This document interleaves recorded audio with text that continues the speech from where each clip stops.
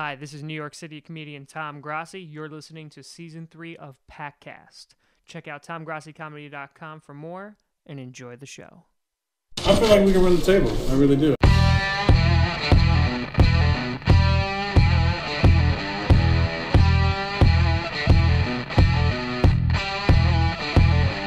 Giants looking for a stop. They're going to air it out. Rodgers does this better than anybody. End zone, Cobb, touchdown! Unbelievable! This to send the Packers into the NFC Championship game. It is good! The Packers are moving on! Aaron Rodgers has done it again! Grossi Posse Packer Nation, what's going on? Tom Grossi here with another episode of Packast, the podcast where you don't have to be a Packers fan, but it sure does help. Now, the NFL season is upon us. When this episode is released, it will be in a few hours when you have the Patriots kickoff against the Chiefs. But as always, like we do here on Packast, whatever this name of the podcast is, we like to bring on fans of the opposing team, and oh, do we got a good one today. Oh, we got a special one, because not only are we playing the Seahawks, who, oh man, I'm just such a big fan of and have nothing but love and admiration for, but we got some blood. We got some blood on the podcast. We got my cousin on his birthday. That's how big Packast is. We can book people on their birthdays, and they're just like, oh my God, yes, absolutely. And so with me today, I have my cousin on his birthday, Joe Grossi. Joe, how we doing? I'm doing good. I sensed a little sarcasm there in the beginning. Oh, yeah, the Seahawks. Oh, absolutely. You know, if there was a team that just, like, vanished off the face of the earth and, like, we never knew what happened with them, I wouldn't question it. I would be like, oh, I thought there was a 32nd team. I thought they were from Seattle, but I guess I was wrong. Yeah, there's no love lost between me and your team whatsoever. Well, I can understand that with some of the outcomes that we've gotten over the last few years. Listen, what I have to hang my hat on is the beautiful game that, you know, anytime I'm feeling like really depressed and I'm just like, Tom, what are you doing with your life? You know, what are you trying to fulfill? I remember that Russell Wilson threw 5 interceptions at Lambeau Field. Oh, God. And I remember texting you that day, and I'm like, it's going to be a blowout. And you're like, no. And then afterwards, I was like, yes. Yeah. I remember you texting me with every interception, and each one just hit me harder and harder. Yeah, that's what family does to each other. Absolutely. Because listen, yeah. But here's the thing: you got to know when to trash talk. You can only trash talk when you're doing really, really well. Except if you're the Falcons in the Super Bowl, then you can't trash talk. Even if you're up 25 points in the fourth quarter with 10 minutes remaining, you still can't trash talk. Because you will still lose a horrible, horrible game. Yeah, unfortunately. I mean, 20-point lead is usually good, but for the Falcons, not so much. You kind of need that 0 to end for you to feel comfortable. Yeah, exactly. But, you know, what are you going to do? It's a new season. I know you're excited about it. I know I'm excited about it. And we're going to blast right through this. But first, I do have to ask a question. I actually don't know the answer to this. It's one that I ask all of my guests, but with you, it's different. So I'm going to rephrase it a little bit. In, you know, what, like, serious trauma, like, what really bad, like, you know, like, what really bad event happened that made you choose the Seattle Seahawks as the team to follow? I mean, like, you know, like, maybe there's, like, an accident I don't know about. Like, what's going on? What happened for you to follow, like, Pete Carroll? I grew up a Jets fan. Can I just leave it at that? Can we just leave it there? Is that good enough? So it was like a mercy killing. You're just... It's just take me out to die right now. Let's just get it over with. It's just like, you know what? This team, it had a good life. It had as you cock the shotgun, you're like, you know what? We're gonna just put him down behind this shit. All right, that actually makes sense. That makes a lot. Okay, so let me ask you this then, because a lot of people are jumping ship because from ESPN to NFL to Geno Smith's mother, everybody's like, the Jets are the worst team ever. Like they're They are. going to be so bad. There's not one redeeming quality about them. So when did you decide, like, all right, I'm tapping out. I got to go to another team. And what made you pick the Seattle Seahawks? Well, honestly, I mean, I like the Jets. I still like the Jets somewhat, but I focused more on the Seahawks just so I can cope with myself every week. But it was really since 2012. I'm a huge football fan, huge fan of the draft. I'm enamored with it. Can't get enough of it. Watch as much as I can. And I remember distinctly in 2012, it was about the third round, and they kept talking about this kid through the entire draft, this kid out of Wisconsin. He was supposed to be really good, but teams kept passing on him because of his size, which ended up being Russell Wilson. And I remember during preseason, he was actually going up against the legend Matt Flynn. We come full circle on Packast right now. Flynn for the win. Who signed that, huge 3-year, $26 million contract back then, which was a lot. Yep. Flash forward 5 years, and Matt Stafford's making more money than anybody in NFL history. Yep. But it was around that, I was just watching as much as I can of him because he was such an exciting player, the way he just made plays happen. And from that preseason on, I just followed them every single game. I'm watching, and I love them. They're my team. So let me get this straight, because I just want to clarify.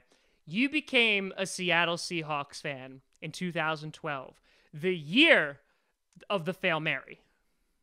I did actually, yes. Yep. Okay, I just wanted to clarify. Joe, thank you so much for coming on. It's been an absolute pleasure talking to you. You know what? That's I'll see you at Thanksgiving, and we'll call it that. All right. So wow. Okay. All right. So 2012. I can see, because here's the thing. I like Russell Wilson. He's a nice guy. Yeah. He does a lot of charity things. He does a lot of things for kids. He's a small guy. He looks like a nice guy, right? Like I probably hang out with him a little bit. But no, I can't condone that though. Like that's where my appreciate, because you know what? Here's the thing too. Not only did you have Russell Wilson, but you had Golden Tate, who I get to see every single year for 2 times. I hate that man. I hate Golden Tate. I hate Meatloaf. Like that, I hate Meatloaf, and I hate Golden Tate. Between Meatloaf and Golden Tate, like, it's damn close, like, of what I hate more. Okay, but all right, so you decided in 2012, all right, we're going to go with the Seahawks. That's going to be my team. All right, so you've had a nice run with the Seahawks. So, like, you weren't a fan, like, when they were god-awful. No, not the Tavares Jackson days, right. Not the Matt Hasselbeck, we're going to drive down the field and then lose. Yeah, not those times, no. Okay, yep. We want the ball and we're going to score. Yep, I trust me, I get you. Yep. I get you. That's fine. All right, so as the years have gone on then, and this is very relevant since you are, I would argue, a recent fan of the Seattle Seahawks. Fair enough. So in recent years, the Seattle Seahawks and the Green Bay Packers have had quite a rivalry. One that I would say, is arguably one of the best in the NFL for either like big moments, which just happens to be like the Packers crying out of like 2 of those moments, and you just snatching away my dreams of going to a Super Bowl. But I'm not bitter. And so, like, what is your take on that? Because obviously the Seahawks had like a huge rivalry with the 49ers, and then the 49ers are like, oh yeah, we're not going to play football anymore. Like, we're going to forget how to play every position, and everyone on our team is essentially just going to die. And so at this point, like, who do you see? Like, do you see the Packers as a quote-unquote rival? Because I really don't know who else it would be in your division except, like, maybe the Cardinals and the Rams every now and then because they beat you with, like, fake punts. I don't understand how they end up being this, because for the last 4 or 5 years, they have not had a great roster each season, and yet they still find a way to beat us. Yeah, I feel like for Rams fans, like, that's their Super Bowl. They're like, we know we're not going anywhere near the playoffs, but every time we play the Seahawks, like, we're just gonna throw every college play, every trick play, everything we can just to beat them, and then we're gonna celebrate like we won the Super Bowl. Pretty much, they have their Seahawks parties instead of their Super Bowl parties. Yeah, That's it. So I think that works out. So where do you see who do you see then as like your biggest rival, and why is it the Packers?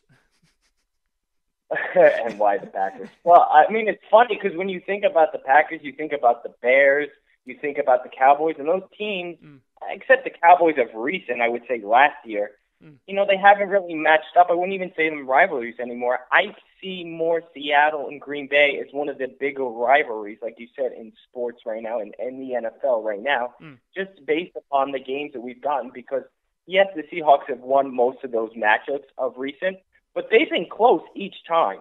I mean, it's come down to the wire in pretty much every single game, especially that Hail Mary one. But, I mean, to me, besides the Packers, I would say the Cardinals is another option, obviously. I still can't say the Rams, despite the losses. I mean, their roster I don't believe in Jared Goff. I'm sorry. I don't think the Rams are still a rivalry or were a rivalry, for that matter. Yeah, I don't think Jared Goff believes in Jared Goff. I feel like he looks himself in the mirror every day and is just like, what have you done? what have you done? Day 343, they still do not know. Yeah, they still don't know that I can't play quarterback. No, but I think you're right. I think the Packers are our biggest rivalry. I enjoy every single time we go up against them, except last year with the 5 interceptions. Didn't mind that one. Could have gone without it. But I look forward to it. I look forward to the one coming up. I think it's going to be close. Despite the Packers losing a couple of notable guys in the offseason, I think it's going to be interesting. Yeah, speaking of losing notable guys in the on the team, let me just back up for you about a year and a half ago. 2 years really. I mean, so I'm at the playoff game against the Dallas Cowboys with the no catch with Des Bryant. I'm there. I'm with my dad, right? Sitting there. I'm like, you know what, man? I really want an Eddie Lacy jersey. Real bad. I really want an Eddie Lacy jersey.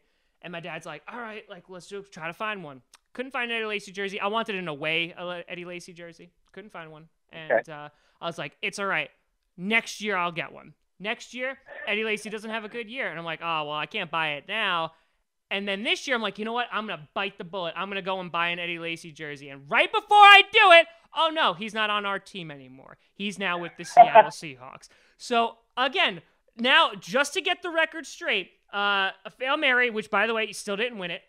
You also have the 2014 playoffs, which forever has tainted my soul and is the reason I can't love. And you've now stolen Eddie Lacy. I was going to buy a jersey for that man, and now I can't do that. So besides my obvious bitter feelings, and I'll give you my opinion, my real opinion after yours, but how do you feel about signing Eddie Lacy, and how do you think the vendors at the Seahawks Stadium is going to be able to hold up to his appetite?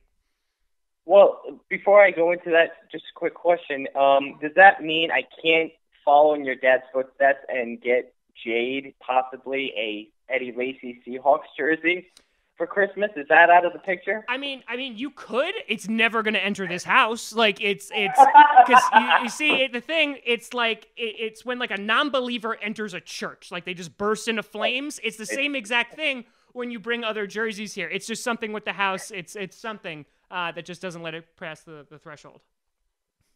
Okay, fair enough. How do I feel about Eddie Lacy? I feel like you guys got the bad end of a good deal because, as a rookie, he looked great, and then it was just between the weight, between the injuries, it just never worked out.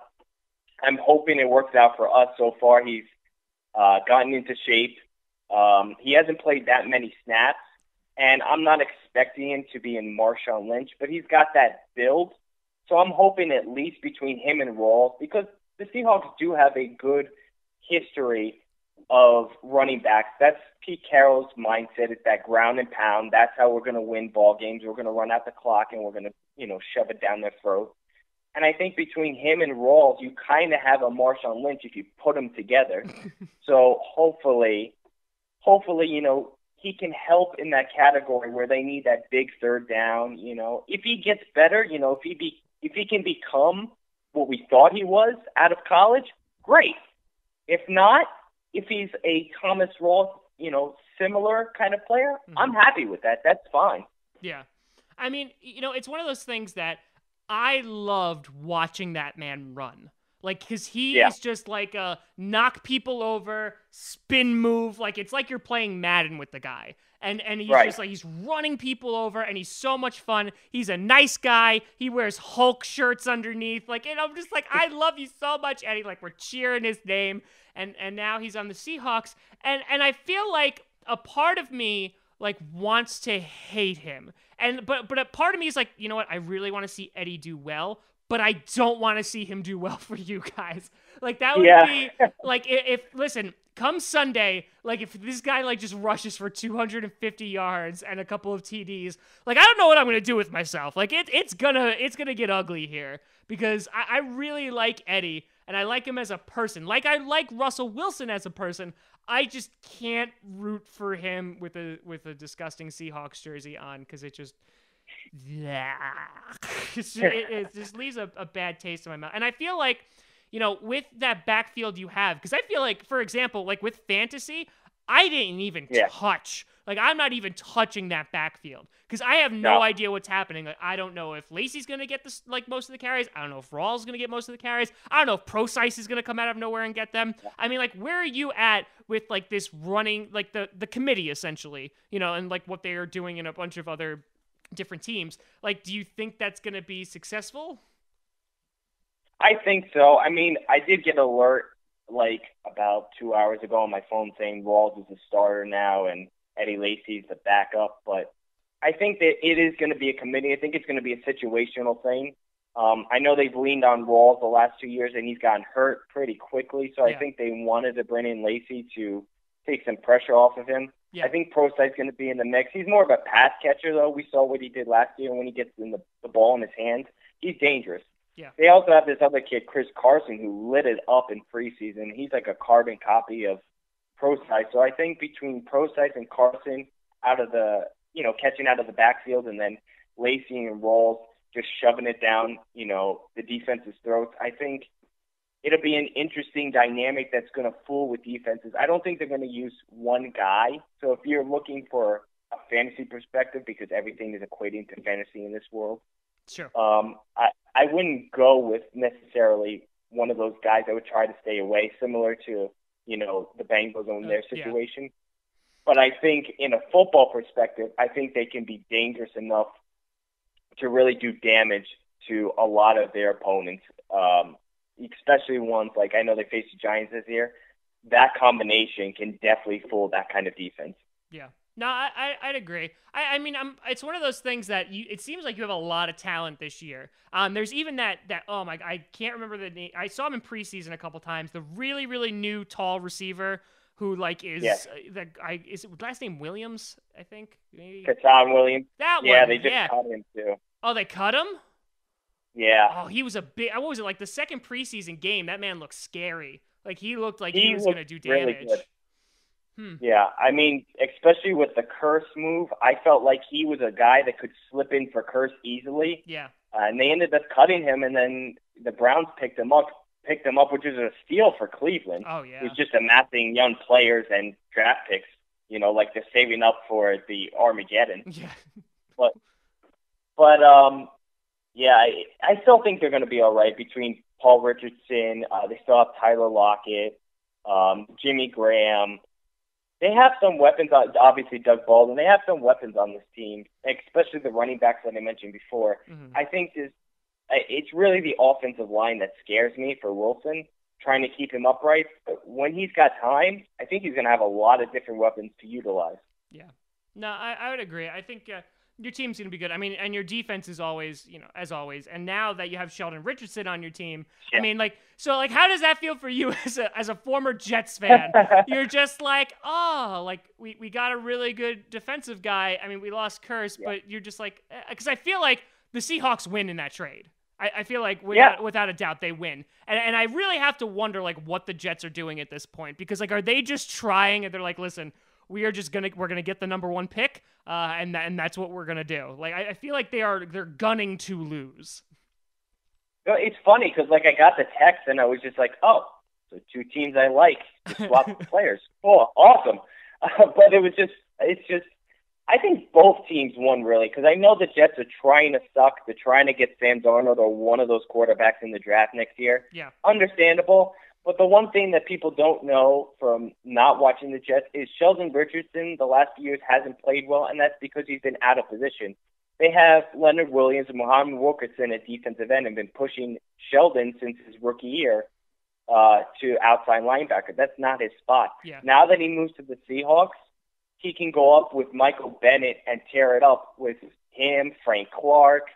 Obviously, it's a nice dynamic there for that defensive front. Oh, and the rookie that they picked in the draft, I forgot about him. Yeah. I know he's hurt right now, but those guys definitely provide not only run stoppage, but it's going to put pressure on those quarterbacks. So I think Richardson, now that he's back to his original position, now that he's back in a good position in the sense of a better team, because the Jets were awful. Now he just went from awful to a contender. Yeah. I think it's going to give him a boost there too. And I think it's going to work out well. And a steal for the Seahawks, who have given up a first-round pick for Jimmy Graham, first-round pick for Percy Harvin, and now only gave up a second-round pick for Sheldon Richardson. Yeah, that's not bad. I think they definitely walked away with the better end of the deal. Real quick before we move on to other things, I want to touch on Jimmy Graham for a second, because I know that your team, like your fans were like super duper excited for Jimmy Graham. And I feel like for the past few seasons he hasn't really produced. Obviously, nowhere near the numbers that he did in New Orleans. No. Are you like somewhat regretful of Jimmy Graham? Because when you think of the Seahawks, you hit the nail right on the head. You're talking about like a running team with a strong defense, kind of like what the Jets used to be, right? Like what they go for, and they're not really known. Yeah, exactly, for like their high-powered offense. And I know when Graham came over to the Seahawks, they thought like maybe that was going to be a shift, like that was going to push them over into the next level. It was going to push them into like constant Super Bowl contendership. Is there a little bit of buyer's remorse with Graham? Did you think you spent a little bit too much on him? What is your take on it? I mean, because you got to remember, we also gave up our center in that deal too. It wasn't just the first round pick. Yep. Who did really well for us, and we could really use him right now with the offensive line that we have. But somewhat, if you would have told me this 2 years ago when he literally did nothing for the team, and then I think he got injured for most of the season, I would have said absolutely yes. He looked a lot better last year. Yeah. And I like Luke Wilson, but it's definitely an upgrade for Luke Wilson, who that's pretty much who Russell Wilson had since 2012, besides that whole Zach Miller situation. Yeah. So I wouldn't say buyer's remorse. I'm starting to feel better about it. It really depends this year, because last year he made bigger strides than the year before. But if he doesn't produce this year, then it's just, to me, it was a failed experiment again, kind of like the Percy Harvin situation. Yeah, Percy Harvin. Another guy, like he reminds me almost like of like the Mike Wallace kind of type too. Like these guys are super duper fast. They just run go routes. They stretch the field. Yeah. But at the end of the day, like they're not that great, But they become like multi-millionaires by being able to run really really fast. When he left Pittsburgh, Mike Wallace, he was terrible. But the only reason he was good last year with the Ravens was because Joe Flacco throws a deep ball. He's back to what he was doing best. Yep, that's it. Yeah, I mean, like he got paid by the Dolphins. He got paid by the Vikings. Yeah, Mike Wallace. Listen, he made his money just like Matt Flynn did, because he threw 6 touchdowns against the Lions that one game, as you know. As you know. Yes, I do. And then still ended up back with the Packers at the end of the day. Oh, Matt Flynn, I love you so much. I'll always love Matt Flynn. All right, so taking a look at the team that you currently have. We'll talk about Sunday specifically in a minute, but talking about like your goals for the season, obviously it's to win a Super Bowl, but like where do you see your team ending up? I'm assuming playoffs. I don't really, again, the Cardinals, I think they're the only kind of hiccup in the road for you guys when it comes to winning the division. But like, do you see yourself, going deep into the playoffs? Do you see Super Bowl in the horizon? Where do you see this season ending up for you? I know I'm playoffs, absolutely. Like, I looked at the schedule, and I'm not a huge. You guys got an easy schedule. You got an easy schedule. Yeah, no, it's pretty easy actually. Like, we faced the Rams, we faced the Colts early on without Andrew Luck. Yep. We faced the Redskins. Look, the Redskins are a good team. I don't know if they're good enough to beat the Seahawks. Face the Niners twice a year. We face the Jaguars. There are a lot of beatable teams in there. Yeah. So I think playoffs is definitely possible, if not definite. And it's hard to say that with any team. Of course. But to go deep, to say Super Bowl aspirations, I can't say that right now just because that O-line scares me. I don't know what I'm getting, It's either going to be, amazing with all the weapons we have. It's going to hold up. Wilson's going to be fine. Or Wilson's going to be on the ground early and out for, I don't even want to say it, but we'll say a few games. Yeah. So, it's very hard to say for this team. I think at least you could win the division. Okay. All right. So, we're talking at least a wild card. Yeah. Okay. All right. That's respectable. And again, you just got to get to the dance. That's all you got to do. And you get hot at the right time, as the Seahawks have shown that they are able to do. And you never know what pans out. So, all right. So we're thinking definite or most likely, a wild card at least. And so kind of pivoting a little bit to this Sunday. And now in my humble opinion, I think if this game is played in Seattle, it's a drastically different game. Because as shown last year, that when the Seahawks come to play, in Lambeau, it doesn't really work out. For whatever reason, Dom Capers is like, this is my chance to fulfill my contract. Like, I just need to get 4 interceptions in this game, and they'll keep me around for another 72 years. Because, that's all they need to do. They just need to play the Seahawks. They need to pick off Russell Wilson 5 times, and everyone will be singing his praises. And then, we'll play the NFC Championship game. And Lambeau. Exactly. And then be like, oh, wait, never mind. He still sucks. And our defense is still terrible. But for whatever reason, they like picking off Russell Wilson. So what is you don't have to give me necessarily a score, but what do you see going down? What are the big matchups, and what's your ultimate prediction for Sunday's game against the Packers?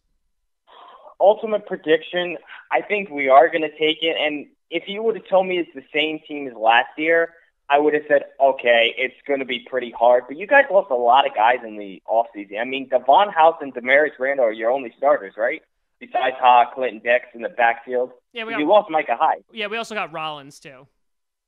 That's true. And Sam Shields just got suspended. So Sam Shields, I don't even know if he's playing football anymore, though, because he's kind of on the team, but he's kind of not, because he got so many concussions, his head's gonna fall off. So I don't even know. I'm not even talking about Sam Shields. I love Sam Shields to death, but I honestly don't know what's happening with him. So I'm pretty sure I'm pretty sure he got suspended without being on the team. He's like that guy that's always he's there. He works for the company, but he's never in the office. You're always and then the one day he shows up, you're like, oh, my God, he's here. Yep. Yeah, he's really good. He's a really, really good player. I mean, you still got Morgan Burnett. We got some players. And listen, this is the same old song and dance with the Packers, because we're listen, the offense is scary. Anytime you have Aaron Rodgers there, we have a plethora of wide receivers. Trevor Davis is fast as hell. I see Randall Cobb making a bounce back year, because if he catches 5 balls, it's a bounce back year from last year. So I'm not worried about the offense in any way, shape, or form, but the defense is always terrifying, because it's just, what defense are you going to get? Because there are times where, the first 3 or 4 games of the season last year, you're like, oh, man, this is, one of the top run defenses in the league. And then Ezekiel, it's haha, no. And then, just destroyed us, and then we never had a run defense ever again. So it's going to be interesting to see what our defense can do against you guys. I mean, for the Packers, they kind of remind me of the Colts back in the Peyton Manning days, because the defense is not the greatest. But Aaron Rodgers is that legendary quarterback where he doesn't need a defense. He just needs his offensive players, and he's good to go. I don't think we're going to blow you guys out. I think it's going to be close. I think he's going to match each score, but it's definitely going to be interesting nonetheless. So you ultimately, you think the Seahawks are going to pull away with victory? I do. I do. Listen, some birthday wishes just can't come true, Joe. Just some things are just physically not possible. They're not realistic. Here's the thing. I think also, it takes a couple games. Neither team is themselves week one. I think it takes. No, I think it takes the month of September to really find out. Okay, this is kind of where this team is going. So I think both teams are going to be out to prove something. Eddie Lacy's going to want to play his ass off, until he has an asthma attack, because he actually does suffer. Of course. He does suffer from asthma. But I see the Packers taking this one, and I wouldn't be terribly surprised if Rodgers just put up a bunch of points, and I'd be very happy about that. But I could also see it being very close. I hope it's not. Because listen, even the goal this season, a goal every season is to get to the Super Bowl, but this season it's in Minnesota. Do you understand?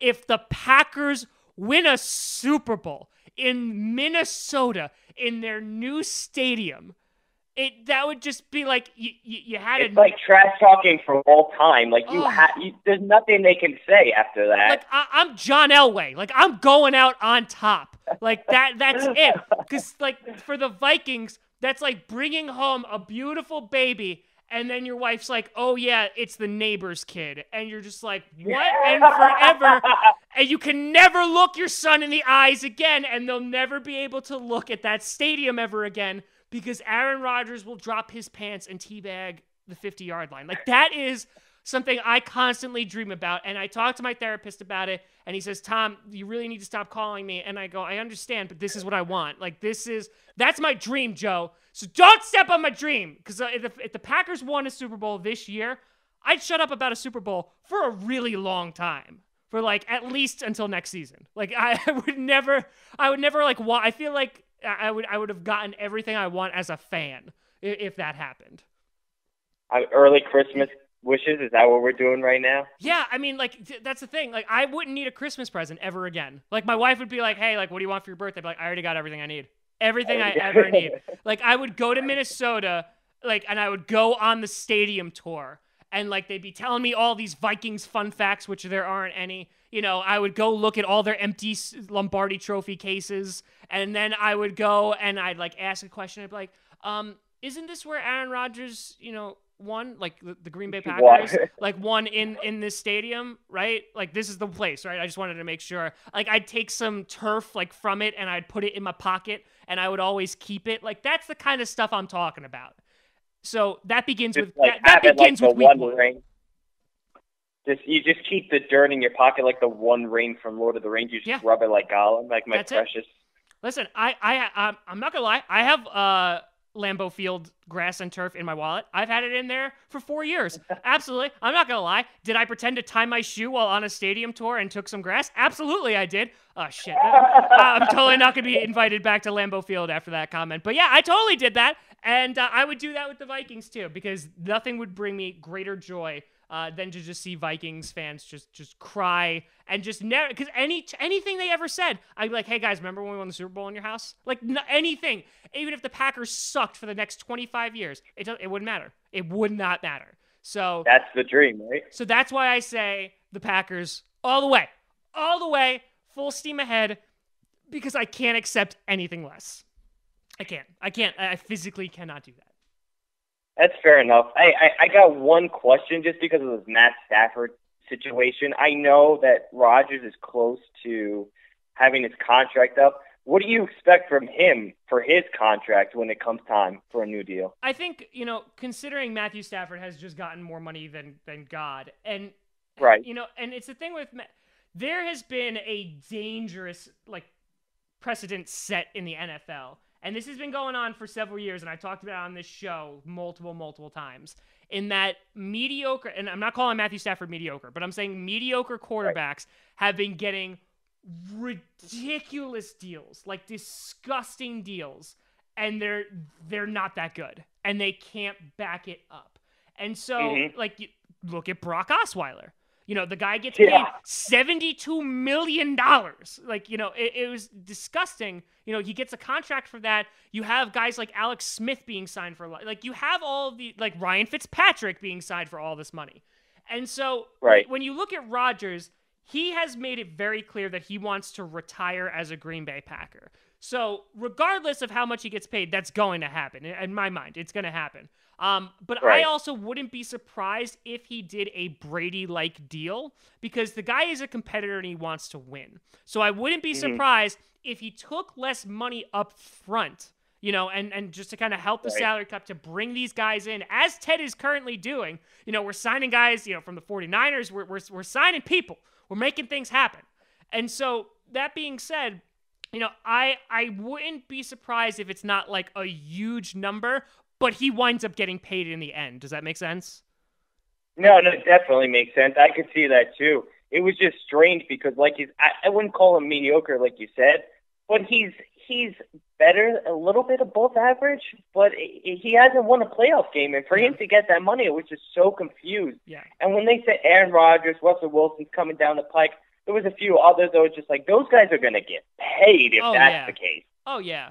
Absolutely. And I think, again, it's just going to get worse. You can trace this back a while now, but for example, Flacco, I don't see Flacco as an elite quarterback. I've never seen him as an elite quarterback. But he won the Super Bowl that year. He won a Super Bowl in his contract year, and so they had to pay him. And, but Matthew Stafford reminds me a little bit of Flacco is that they both have cannons of an arm. They absolutely do. But as you've said, look at the Lions. There is no reason that the Lions should not have run away with the division last year. And because the Packers, listen, they were utter crap. They had to win 8 games in a row, and all the Lions needed to do was win 3 games, and they couldn't even do that. So I don't know how you can justify giving Stafford all that money. I understand he's the guy, and he's going to be the guy in Detroit because they don't have anyone else to rely upon. But I just shake my head when I see deals like that. And again, it's nothing against Stafford, and the kid is tough. He had injuries early on in his career, but he takes hits. He gets brutalized because that offensive line just I don't know, they killed his puppy or something. They hate him for some reason and just don't block for him. So, I respect the guy and I like the guy, but I don't see justifying that contract. But I think Rodgers will eventually get paid, but he'll do a Brady-like deal so they can sign more talent. Yeah, I agree. I could see that happening. So, Joe, it has been an absolute pleasure to talk to you. It's been fun having me on here. Absolutely. Where can people find you? I know that, you had your own sports podcast, which you may or may not be coming back with, going solo, going crazy, like Packast. So tell the people where they can find you. So you can check us out on SoundCloud and iTunes. It is Metro City Mentality. We also have Facebook and Instagram pages. We post all different sports stuff. New York. Doesn't have to be New York, breaking news. We even post fantasy, so you can check us out on there. Give us a like, give us a share, give us a follow, and talk to us. We just love to hear from our fans. I hear you. Who doesn't? Yeah. And Joe, as I usually do, I want to wish you luck with this season. Just not on Sunday. Just not on Sunday. And if the NFC Championship game does come down once again, which I was pulling for last year between the Seahawks and the Packers, I hope we blow you out so bad that you never return to the playoffs again. That's me being humble and nice. That's the nicest thing I think I could say. Because I will never forgive you for the 2014 game. I'll never forgive you for the Fail Mary. And I hope this Sunday it's 6 interceptions. Because at this point, why not? Can I just say that 2014 game, I never I was a fan, but I just my love for that team just grew tenfold because I did not expect that to even happen. Joe, it's so weird. Are you in a bad spot? I just can't hear you at all. The signal is just getting are you going through a tunnel? I think. Oh. Yeah. Wow, Tom. It's just going real bad. Yeah, you see, when you became a real fan, that's when I died. So that's good. I'm glad. But you know what? If it wasn't for that game, I would have never gone viral on YouTube, and I would never have started this podcast. So you know what? I would say thank you, But again, no, that I will not. I will not say thank you ever because no, just no to the Seahawks, no to the Vikings, and you know what? The Falcons are slowly getting up on that list because I have to say, you can't dispute this now. When it comes to the past few years, when the Packers lose in the NFC Championship game, the team that beat them loses in dramatic fashion in the Super Bowl. Whether it's throwing a slant on the 1 yard line, or blowing it with 25-point lead with in the fourth quarter. So it just goes to show, just don't beat the Packers in the championship game. That's it. Comes back to the Packers full circle. It does. It always comes back to Rodgers, and it always comes back to the Packers. But Joe, thank you so much for coming on, and good luck with the season. Just not on Sunday, and I do hope that we meet again in the playoffs. Definitely, man. It's going to be a good week one. Can't wait. Absolutely. You can check them out again, Metro City Podcast. Check them out. Follow them. Do all that wonderful stuff. Joe, you have a fantastic evening. You too. Thanks, man. All right. Catch you later, bud. Woo! I'm so excited for football. I'm so excited! All right. My prediction episode for all the week one games will probably come out on Saturday, but in the meantime, you could always find me at TomGrossiComedy.com. That's TomGrossi Comedy, or Tom Grossi Comedy on Twitter. Check out Packast. We're on SoundCloud. We're on iTunes. We're on YouTube. We're on Google Play Music. We're everywhere. Find us, love us, like us. Tell me how you feel. I'll tell you how I feel. Love is going to happen. Thank you so much for watching. I'm so excited that we're finally going to witness some football. It's been too long. I'm Tom Grossi, and as always, go Pack.